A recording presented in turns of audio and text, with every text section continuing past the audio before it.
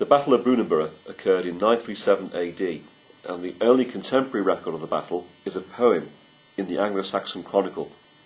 It tells of how a raiding army of Vikings from Dublin, with Scottish allies, fought an army of English coming from the Midlands and the southwest.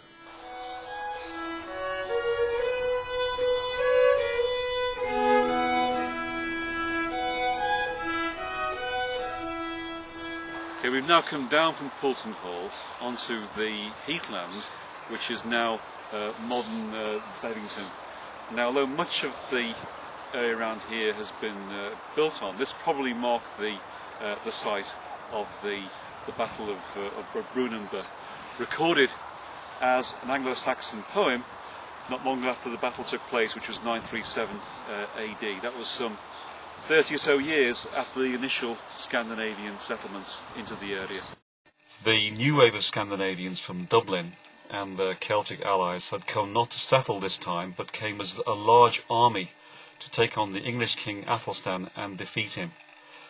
Some later reports on the battle have suggested that different groups of Vikings fought on both sides, but it was a Dublin army which was defeated at what the poet called Brunanburh, and the defeated army fled to what the poem describes as nail boats at a coastal place called Dingsmere, and then escaped across the deep waters of the Irish Sea back to Dublin.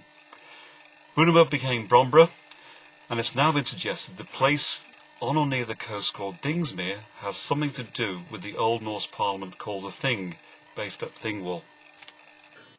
The publication of the Dingsmere paper in the year 2004 caused a lot of interest in local and national press, such as the Times and the Independent, and was covered in national and regional BBC News.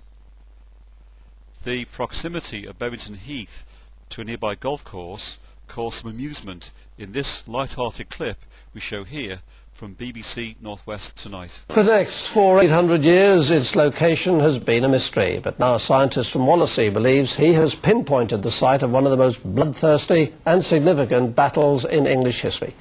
More than 100 years before the Battle of Hastings, the Saxons took on the Vikings at a golf course in Bebbington.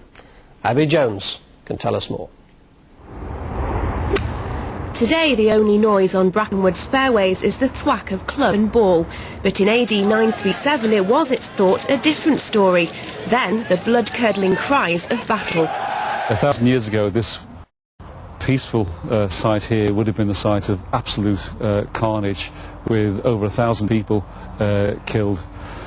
And we believe this is the site of the Battle of Brunanburh.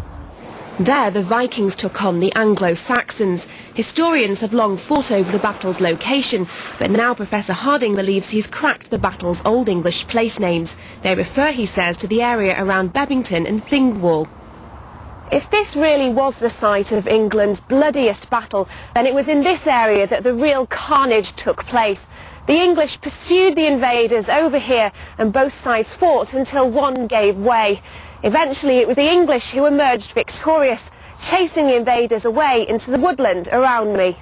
The battle was the first time different tribes united as one English force, and it could have another significance.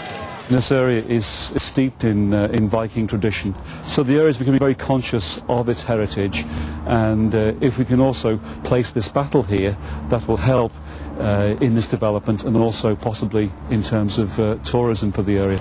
But is that what the golfers will want? It is more historic than any other golf course now, really, isn't it? The only thing is, as long as you don't put the fees up now for the history, that's in the place. But they needn't worry about history stopping play. The chance of finding anything here now is remote, so the game can go on. Abby Jones, Northwest Tonight, Bebbington.